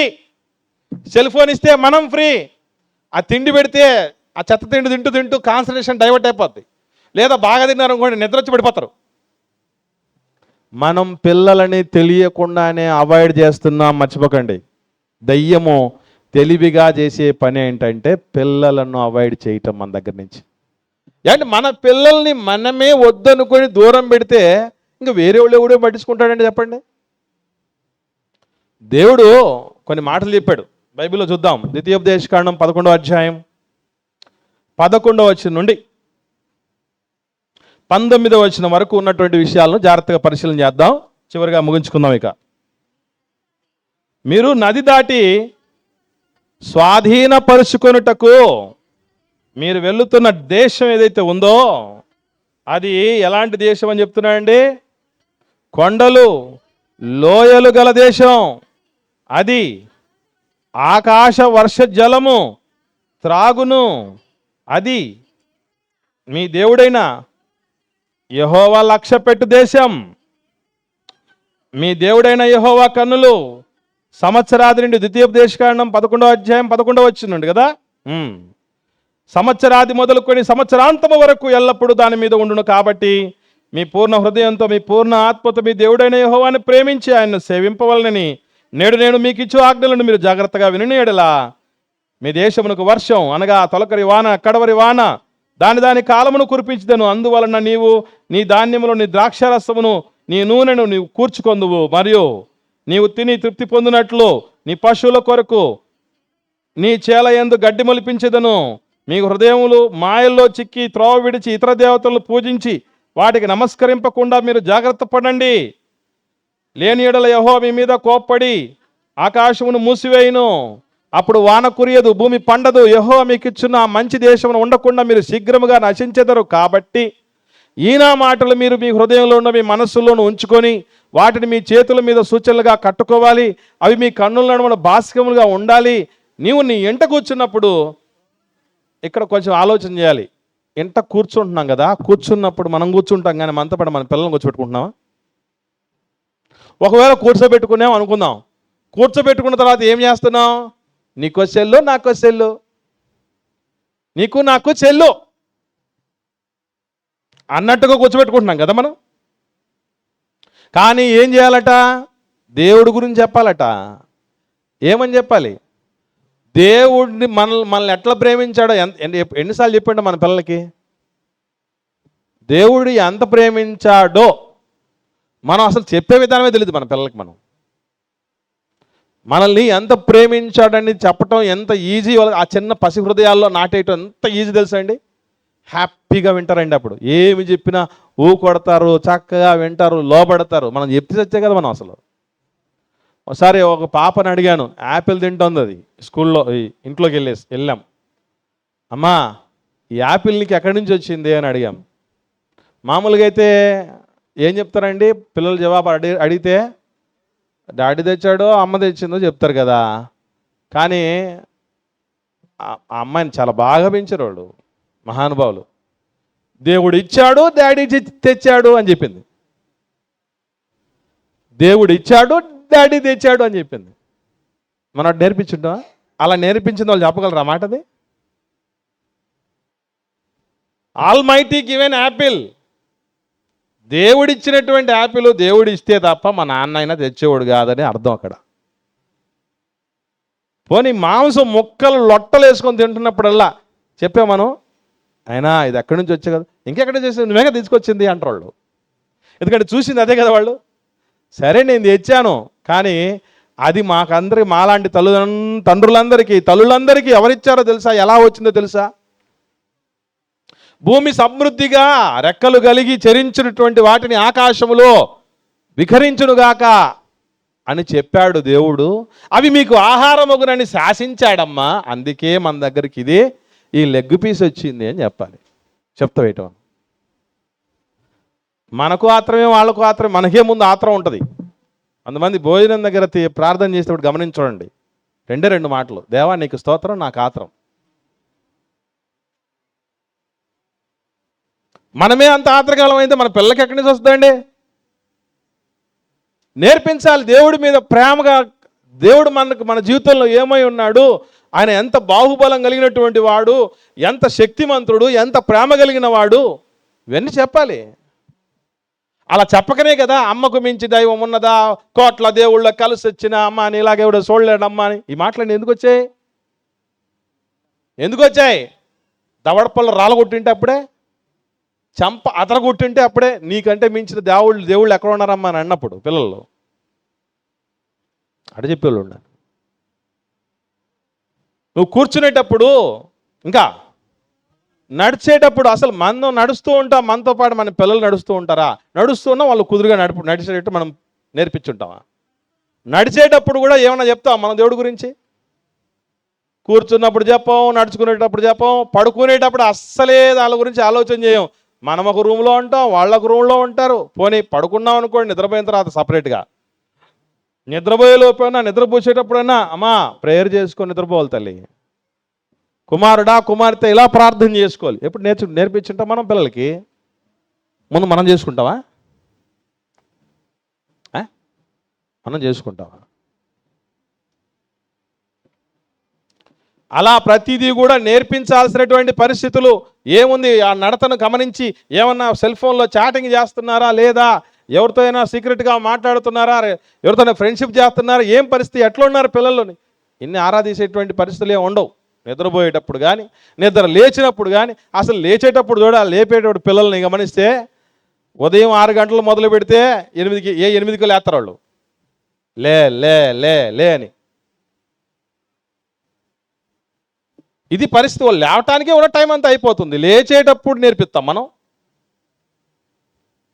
ఇలా అవాయిడ్ చేసుకుంటూ పోవటం వలననే ఈరోజు మన పిల్లల భవిష్యత్తులు ఏమైపోతున్నాయంటే దారుణమైన పరిస్థితులు. ఎట్లాంటి దారుణమైన పరిస్థితులు అంటే, భవిష్యత్తులో ఏ తల్లిదండ్రులు పిల్లల కోసం సంబంధాలను చూడాల్సిన అక్కరే లేదట. మనకు అర్థం కావట్లా? అర్థమవుతుంది లేదు పరిస్థితులు ఎట్లా ఉన్నాయో? డాడీ మమ్మీ మీరేం కష్టపడాల్సిన పనిలే, మేము ఆల్రెడీ సెలెక్ట్ చేసుకుంటాం అనోళ్ళు లేరా? ఎంతమంది చూస్తున్నాం అట్లా వాళ్ళు? మనకు పిల్లలు మనం దగ్గరుండి అన్నీ చూసుకుంటామనే పరిస్థితి కూడా చేయి దాటిపోయేటట్టు చేసుకుంది మనమే. అసలు బైబిల్లో పిల్లల్ని 4 రకాల పోలికలతో పోల్చాడండి. 4 పోలికలు మర్చిపోకండి. జీవితంలో మనం ఎప్పుడు కూడా ఈ పిల్లల పెంపకంలో ఒక్కటి మర్చిపోకూడదు. 127వ కీర్తన, 128వ కీర్తన, ఈ 2 కీర్తనలో 4 పోలికలు ఉన్నాయి పిల్లల కోసం. టైం తక్కువ ఉంది కాబట్టి మీరు క్లారిటీగా దాన్ని చదవండి. ఒకవేళ 127, 128 కీర్తనలు చదివిన వాళ్ళు 4 పోలికలు అక్కడ కనబడతాయి. ఒకసారి చదువుదాం, మీకు ఏమన్నా స్ట్రైక్ అవుద్దాం చూద్దాం. 127వ కీర్తన ప్రారంభం నుంచి, యెహోవా ఇల్లు కట్టించని ఎడల దాని కట్టువారి ప్రయాసము వ్యర్థమే. యెహోవా పట్టణమును కాపాడని ఎడల దాని కావలి వారు మేలుకొని ఉండుట వ్యర్థమే. మీరు వేకుని లేచి చాలా రాత్రి అయిన తర్వాత పండుకొనొచ్చు, కష్టార్జితమైన ఆహారం తీసుకొనిచుంట వ్యర్థమే. తన ప్రియులు నిద్రించుండగా ఆయన వారికి ఇచ్చున్నాడు. కుమారులు యెహోవా అనుగ్రహించు స్వాస్థ్యము, గర్భఫలము ఆయన ఇచ్చు బహుమానమే. ఇక్కడ ఆగండమ్మా, ఈ వచనంలోనే 2 పోలికలు కనబడతాయి. ఒకసారి ట్రై చేయండి. ఏం పోలికలో ఎవరితో పోల్చబడడం జరిగింది పిల్లల్ని? బాగా చూడండి. 3వ వచనం మళ్ళీ చదవండి. కుమారులు యెహోవా అనుగ్రహించు అంటే ఏంటి? పిల్లలు అంటే స్వాస్థ్యం. స్వాస్థ్యం అంటే ఏంటి అర్థం? ఆస్తి. స్వాస్థ్యం అంటే ఆస్తి అని అర్థం. పిల్లలంటే ఆస్తి అని అర్థం. అందుకే ఎక్కువ మంది పిల్లల్ని కలిగి ఉండాలని పాతకాలను అనుకునేవాళ్ళట. ఎందుకంటే ఎవరైనా మనల్ని పలకరించినప్పుడు, ఇప్పుడు యోసేపు అన్న నన్ను వచ్చి పలకరించినప్పుడు బాగున్నారు బ్రదర్ అని అన్న తర్వాత నెక్స్ట్ క్వశ్చన్ ఏముంటుంది చెప్పండి? పిల్లలు ఎంతమంది? పిల్లలు ఎంత? నీ ఆస్తి ఎంత ఉంది అని అడగరు. ఎవరు అడుగుతారా? పిల్లలు ఎంతమంది అని అడుగుతారు. అలా పిల్లలు ఎంతమంది అని అడుగుతారు. ఎందుకంటే ఆస్తి కంటే గొప్ప గొప్ప పిల్లలు అని చెప్పి అంటూ ఉంటారు. పిల్లలంటే ఆస్తి. ఎంత ఆస్తి చెప్పమంటారా? మనం చచ్చిపోయినా మనల్ని సజీవులుగా ఈ లోకానికి చూపించే గొప్ప ఆస్తి పిల్లలు. చిన్నోళ్ళు అనుకోకండి. పిల్లలంటే ఎవరంటే మనం లేకుండా పోయినా కూడా మనల్ని రుచి చూపించే వాళ్ళు ప్రపంచానికి. అది పిల్లలంటే. యోసేపు అనేటటువంటి సోదరుడు ఎలాంటి వాడు, ఏం సంగతి, ఏ ఆదర్శాలు కలిగి ఉంటాడు, ఏ మనసు కలిగి ఉంటాడు, ఏ తపన కలిగి ఉంటాడు అనేది ఆయన లేకపోయినా ఈ లోకానికి చెప్పాల్సిన వాళ్ళు ఎవరంటే ఆయన పిల్లలు. ఆయన పిల్లలు చెప్తారు. అందుకే పెద్దోళ్ళు మన పిల్లల పేర్లు తెలియనప్పుడు ఏమని పిలుస్తారు చేస్తా అండి? మన అమ్మ నాన్నల పేర్లతో పిలుస్తారు మనల్ని. అవునా కదా? ఒకవేళ పిల్లల పేర్లు అర్థం కావడానికి చిన్న యోసేపు అంటారు, వాళ్ళ కొడుకుల పేర్లు తెలియకపోతే అంతే కదా, చిన్న యోసేపు అంటారు. అర్థమైందా? పెద్దరాజు పిల్లల్ని ఏమంటారు? చిన్నరాజు అంటారు. వాళ్ళ స్వాస్థ్యం. నెక్స్ట్ అక్కడ ఏముంది? బహుమానం. కరెక్ట్గా క్యాచ్ చేయగలగాలి. ఒకటి ఆస్తి, రెండు బహుమానం. నేను అడుగుతున్నాను, ఆస్తిని ఏం చేయాలండి? ఆస్తిని ఏం చేయాలి? ఏం చేస్తాం మనం? అది ఆస్తిని కాపాడుకుంటాం. అంటే పిల్లల్ని ఏం చేసుకోవాలి? కాపాడుకోవాలి. ఎట్లా కాపాడుకోవాలి? ఇందులో కాపాడుకోవాలి, భక్తిలో కాపాడుకోవాలి, దైవత్వంలో కాపాడుకోవాలి, దేవుని పిల్లలుగా కాపాడుకోవాలి. బహుమానం అన్నాడు. బహుమానం ఏం చేస్తాం మనం చెప్పండి? బహుమానాలను ఏం చేస్తాం తెలీదా? బాగా మీరు ఆలోచన చేస్తే ఇంట్లోకి ఎంటర్ అయ్యగానే హాల్లో షోకేజ్ ఒకటి ఉంటుంది. ఆ షోకేజ్ లోపల ఏముంటాయంటే టెడ్డీ బేర్లు అయితే ఉంటాయి. టెడ్డీ బేర్లతో పాటు అపురూపంగా కొన్ని పెడతాం. ఏంటవి? మనం పొందుకున్న మెడల్స్, పొందుకున్నటువంటి ఆ మెమెంటోలు, బహుమానాలు, షీల్డులు, అవి పెడతాం. అంటే బహుమానం అంటే అందరూ చూడాలనుకుంటాం. మన బిడ్డలని భక్తులుగా లోకమంతా కీర్తించి వాళ్ళ వైపు చూడాలనుకునేట్టుగా పెంచాలి. అది బహుమానం అంటే. తర్వాత 4వ వచనంలో మాట ఉంది. ఏమనుంది? యవన కాలమందు పుట్టిన కుమారులు బలవంతుని చేతిలో బాణాల వంటి వారు అన్నారు. అంటే బాణం దేనికి వాడతారు చెప్పండి? సిద్ధపరచాలి, టార్గెట్ను ఛేదించాలి, దాడి చేయటానికి. మన బిడ్డలు కూడా అదిగో విరోధులతో కిందికి వస్తే అందుకే అంటాడు, కింద మాట ఏమనుంది? అంబుల పొది నింపుకొని వాడు ధనులు. వాళ్ళు ఏం చేస్తారు? సిగ్గుపడక గుమ్మములలో విరోధులతో వాదిస్తారట. అంటే బాణం ఏం చేస్తుంది? టార్గెట్ అయిపోతుంది, దూసుకుపోతుంది. మన పిల్లలను దూసుకుపోయేటట్టు చేయాలి భక్తిలో. అట్లా పెంచాలి. 128వ కీర్తనలోకి వస్తే అక్కడ ఒలీవ మొక్కలు అంటాడు మనల్ని. పిల్లల్ని ఏమంటారు? నీ పిల్లలు నీ భోజనం బల్ల చుట్టూ ఒలివ మొక్కల్లా ఉన్నాడంటారు. మొక్కల్ని ఏం చేయాలి? చెప్పండి? పెంచాలి. అలా పెంచడం కూడా ఎలా పెంచగలగాలి? అసలు ఒలివ మొక్కతో ఎందుకు పోల్చాడు తెలుసా దేవుడు? ఈ ప్రపంచంలో 7,700 వృక్ష జాతులు ఉన్నాయి. 7,700 వృక్ష జాతులు ఉంటే ఒలివ మొక్కే అని ఎందుకు పోల్చాడు తెలుసా పిల్లల్ని? మనకు అసలు మొక్కలని మాత్రమే తెలుసు, ఒలివ మొక్కలతో పోల్చినట్టు విధానం ఒకటి ఉంది. అది తెలియాలంటే న్యాయాధిపతుల గ్రంథం 9వ అధ్యాయం 9వ వచనం చూడండి. న్యాయాధిపతుల గ్రంథం 9వ అధ్యాయం 9వ వచనం. త్వరగా. మమ్మును ఏలమని ఒలివ చెట్టును అడుగగా, ఒలివ చెట్టు దేవునిని మానవులను దేని వలన సన్మానించుదురో ఆనా తైలమునియక అంటాడు. అంటే ఒలివ అన్నది సన్మానించటానికి వాడేది. ఇప్పటికీ మీకు ఆర్డినేషన్ అని జరుగుతూ ఉంటాయి కొన్ని సంఘాల్లో, కొన్ని సహవాసాల్లో. ఆర్డినేషన్ అంటే ఏంటి అర్థం? అభిషేకం. అభిషేకం దేంతో చేస్తారు తెలుసా? ఒలీవ నూనె పోసి చేస్తారు. మనకు అది తల మీద పోయబడి గడ్డముల మీదుగా కారుతూ పంచెల అంచు కింద సాగుతున్నటువంటి పరిమళ తైలం అంటారు అహరోను గడ్డం నుంచి. అంటే ఆయన ఎవరు? యాజకుడు. యాజకుడిని అభిషేకిస్తారు. అంటే సన్మాన పాత్రులుగా పెంచాలి పిల్లల్ని.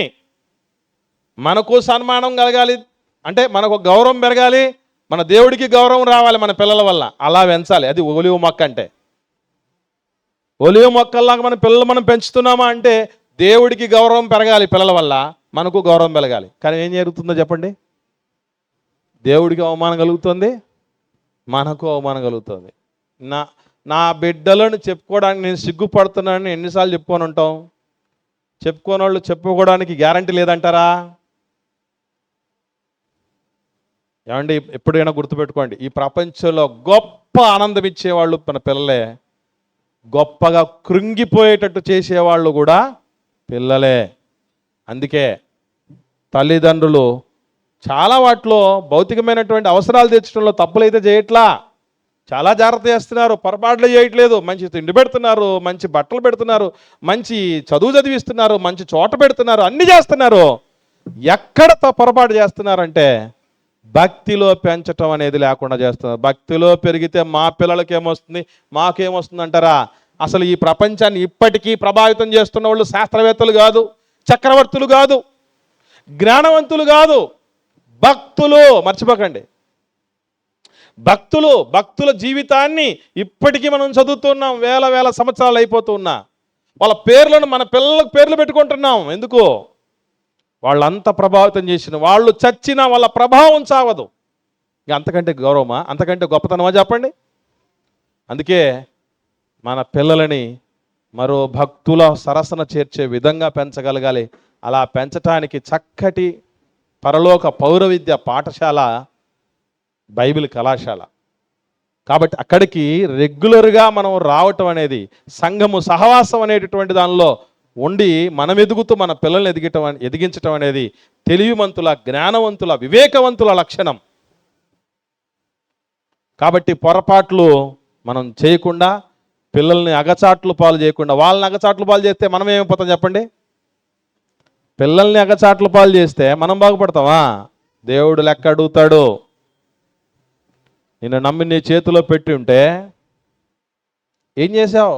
శిక్షకుడు, అమ్మ నాన్నలు దేవుడు పోల్చిన మాట ఏం తెలుసా? ట్రైనింగ్ ఇవని. నీకు బాగా అర్థం కావడం మాట చెప్తాను. మన పిల్లల్ని తీసుకుని వచ్చి అయ్యా ఒక దాంట్లో ట్రైనింగ్ ఇవ్వని మాస్టర్లకు ఇచ్చేసాం. ఆ మాస్టర్లు ఏం చేశారంటే ఆ పిల్లల్ని చంపేశారు లేదా పాడు చేశారు అనుకోండి, ఏం చేస్తాం మనం? నా బిడ్డల్ని ట్రైనింగ్ ఇవ్వమని నీ దగ్గర పంపిస్తే, శిక్షణలో పెంచమని చెప్పి పంపిస్తే, ప్రయోజకులు చేయమని పంపిస్తే ఇలా చేస్తావు బిడ్డలని, వాళ్ళని తగిన శిక్ష పడేంత వరకు వదిలేం కదా. దేవుడు కూడా అంతే, దేవుడు కూడా అంతే. మర్చిపోకండి, ఎవరిని వదిలిపెట్టాడు. నోటి మాటలో తేడా జరిగితేనే గల్ల పట్టుబట్టుకునే దేవుడు పిండముగా ఉన్నప్పటి నుంచి చూసుకుంటున్నాడు ఆ బిడ్డల్ని, మనల్ని. వాళ్ళని ఇష్టం వచ్చినట్టు చేస్తే వదిలేస్తాడా? ఎవరు వదిలిపెట్టే పరిస్థితి ఉండదు. మర్చిపోకండి పిల్లలు. ఇది తల్లిదండ్రుల పొరపాట్లు, పిల్లల అగచాట్లు. పిల్లల్ని దయచేసి అవాయిడ్ చేయకండి. అఫ్కోర్స్ బయటికి పంపించే రోజులో రావచ్చు, హాస్టల్కి పంపించవచ్చు. అది ఎప్పుడు? మంచి పెద్దవాళ్ళు అయిన తర్వాత, ఊహ తెలిసిన తర్వాత, భక్తిలో మొక్కను వంచిన తర్వాత. వంగద దాని అంతటా అదే. చాలామంది అంటారు మొక్క ఈ వంగనేది ఎట్లా వంగుతుంది? దాని అంతటా అదే వంగుతుంది. మొక్క మనం వంచితే వంగుతుంది. కాబట్టి చక్కగా దేవుడి సన్నిధిలో దేవుని బిడ్డలుగా, విధేయులుగా, భక్తులుగా, మనకు దేవుడికి వన్న తెచ్చేవాళ్ళుగా, ఘనత తెచ్చేవాళ్ళుగా, ఇతరులకు మనం ఉండటం వల్ల మేలు కలిగించేటటువంటి వాళ్ళగా పెంచాల్సిన బాధ్యత ప్రతి తల్లిదండ్రుల మీద ఉంది. ఈ విషయంలో మనం అందరం కూడా సఫలీకృతమై దైవ దీవెనలకు పాత్రలమగుదుముగాక. ఆమెన్. ప్రార్థన చేసుకుందాం. ప్రేమ కలిగిన మా కన్న తండ్రి నాయన, మీ పరిశుద్ధమైన నామానికి స్తోత్రాలు. మమ్మల్ని అందరినీ ప్రేమించి మా కొరకు మీరు రాయించి ఇచ్చినటువంటి పరిశుద్ధ లేఖనాలు, అందులో మీరు దాచినటువంటి నిత్య జీవపు సత్యాలు, వీటన్నిటిని బట్టి మా ప్రభువైన యేసుక్రీస్తు ద్వారా మీకు స్తోత్రాలు చెల్లిస్తున్నాం నాయన. మాటతో, నాలుకతో కాక క్రియతో, సత్యముతో ప్రేమించగలిగే విధంగా మేమందరమును ఎదుగునట్లు కృప దయచేయమని ప్రాధేయపడుతుంటున్నాం. నీతి ఫలములో తండ్రి, నిత్య జీవ ఫలములుగా మేము మార్చుకుంటూ మా బిడ్డలను నాయన, మేము పెరిగి, మేము భక్తులమై, మేము నీతిమంతులమై, మేము పరిశుద్ధులమై, మేము కనికర పూర్ణులమై, మేము న్యాయముగా నడుచుకుంటూ కనికరాన్ని కోరుకుంటూ నాయన మీ ఎదుట నిర్దోషులుగా, పరిశుద్ధులుగా ప్రవర్తించుట కొరకు ఎలా సిద్ధపడుతున్నామో మా బిడ్డలను కూడా అలా సిద్ధపరచున్నట్లు, వారిని దూరంగా పెట్టకుండా నాయన, తీగకెప్పుడు కాయ బరువు కాదు, అలాగే మా పిల్లలు మాకెప్పుడు భారం కాదని, మా ప్రతినిధులు ఈ లోకంలో నాయన మేము ఎలాంటి వాళ్ళమో నిజంగా కాపాడి మమ్మల్ని చూపించగలిగినటువంటి మా ప్రతినిధులు నాయన వాళ్ళని మేము ఎరిగి, నా తండ్రి మా ప్రతినిధులు మాత్రమే కాదు మీ ప్రతినిధులు కూడా అన్నటువంటి రీతిగా వారిని పెంచినట్లు నాయన ఆహార విషయంలో జాగ్రత్తలు తీసుకుంటూ, నా తండ్రి ఇదిగో సెల్ ఫోన్ లాంటి వాటిని, ఈ దుర్మార్గపు అలవాట్లను నాయన ఇక మీదటైనా మేము దూరపరుస్తూ పిల్లలకు వాస్తవాలను తెలియజేస్తూ మేము కూడా మాదిరి కలిగి ఉండి మమ్మల్ని చూసి వారి భక్తిలో ఎదుగులాగున సహాయతను అనుగ్రహించమని, నా తండ్రి మీ పిల్లలు ఎంతోమంది మరి ఆసక్తితో ఆశతో మీ మాటలు విని ఉన్నారు నాయన. విన్నటువంటి వాటిని బట్టి ఏదో మాకు మార్కులు వేసేవారుగానో లేకుంటే నా తండ్రి అల్పకాల సంతోషం పడేవారుగానో కాకుండా బిడ్డల పెంపుదలలో మీ బిడ్డలంగా, మా బిడ్డలను మీ బిడ్డలుగా, పరలోక పౌరులుగా పెంచుట్లో తగిన మెలకువలను కలిగిన వారే ఇంకను నా తండ్రి సంఘానికి, సమాజానికి మీకు మేలుకరంగా జీవిస్తూ పిల్లలను జీవింపజేయుటకు సహాయతను అనుగ్రహించమని, ఈ 50వ లేఖనాల పరిశోధన సదస్సును ఉన్నతంగా జరిగిస్తున్నందుకు మీకు స్తోత్రాలు చెల్లిస్తూ, మధ్యాహ్న కాలంలో కూడా నాయన క్రైస్తవులకు ఈ శ్రమలు రాకూడదు అన్నటువంటి పాఠం ఉంటున్నది. దాని విషయంలో కూడా మేము చక్కగా నేర్చుకుని మెలకువలు నా తండ్రి భవిష్యత్తులో బలా నమ్మకమైన నా బిడ్డ అని మీ చేత అనిపించుకున్నటకు సహాయతను అనుగ్రహించమని, కష్టపడుతున్న మీ పిల్లలకు రావాల్సిన దీవెనలు అనుగ్రహించి మీ కార్యాభివృద్ధి ఎల్లప్పుడూ ఆసక్తులే ఉండునట్లు కృప దయచేయమని, మహిమ ఘనత ప్రభావములు తద్వారా మీరే పొందుకునమని యేసుక్రీస్తు ప్రభుల వారి పరిశుద్ధమైన నామములో ఈ ప్రార్థన మీకు సమర్పించి పొందుకొని ఉన్నాము తండ్రి. ఆమేన్.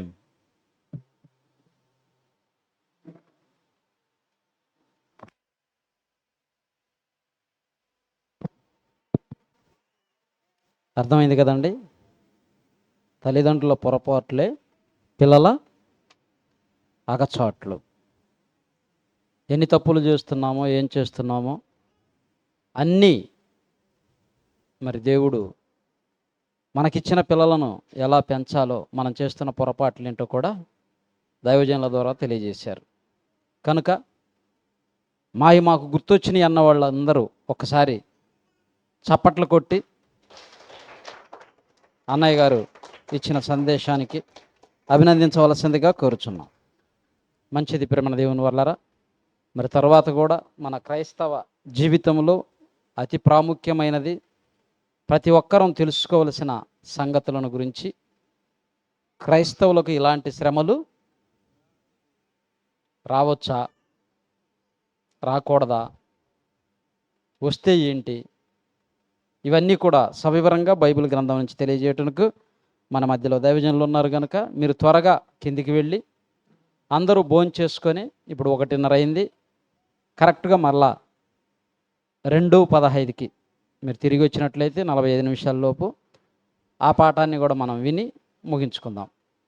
కనుక ప్రతి ఒక్కరూ కిందికి వెళ్ళి భోంచేసి రావాల్సిందిగా మనవి. భోజన విరామం. అందరికీ సెలవు.